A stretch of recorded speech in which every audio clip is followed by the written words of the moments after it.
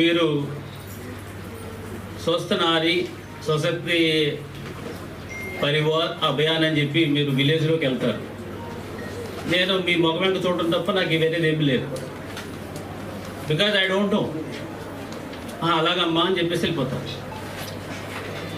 So first మీకు చాలామందికి దీని యొక్క అర్థం అయితే మాత్రం కంపల్సరీ మీకు తెలిసి ఉండాలి.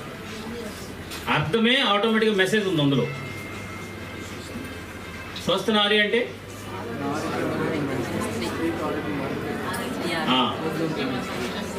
తర్వాత సశక్తి పరివారం అంటే బలమైన కుటుంబం.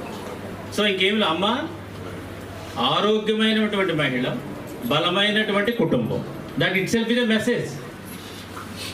నువ్వు ఆరోగ్యంగా ఉంటే నీ కుటుంబం బలంగా ఉంటుంది.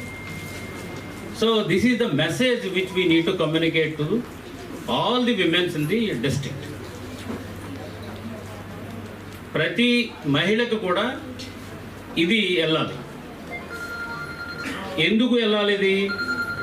చాలామంది ఇందాక మేయర్ గారు చెప్పినట్లు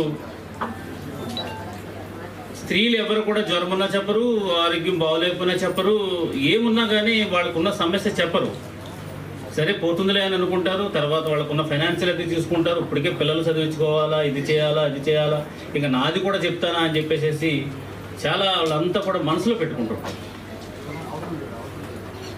సో ఏ రోజైతే అమ్మా నీకు ఇది ఏమీ అవసరం లేదు, ఫ్రీగా గవర్నమెంట్ మీకు అన్ని మెడిసిన్స్ ఇస్తుంది, మీకు స్క్రీనింగ్ చేస్తుంది, మీకు కావాల్సిన సౌకర్యాలు అన్నీ చూస్తున్నా అన్నప్పుడు ఎస్ నాకు ఫ్రీగా ఉంది కాబట్టి పర్వాలేదు, నేను ఓపెన్గానే నేను చెప్పగలను అనేది వాళ్ళు చెప్తారు. రెండోది, చాలామంది స్త్రీలకి సరే నాకు ఈ సమస్య ఉందని చెప్పాలి అని అంటే కనుక మనం ఒక్కోసారి అందుబాటులో ఉంటాం, ఒక్కోసారి అందుబాటులో ఉండవు.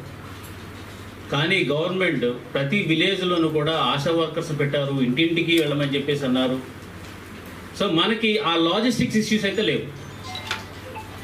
సో ఎక్కడైనా అట్లాంటి ఇష్యూ ఉందంటే కనుక అది మన problem. It's not the public problem. So I request all the nodal officers, all the health related in-charges and supervisors, ensure that your people have been attended to the job regularly.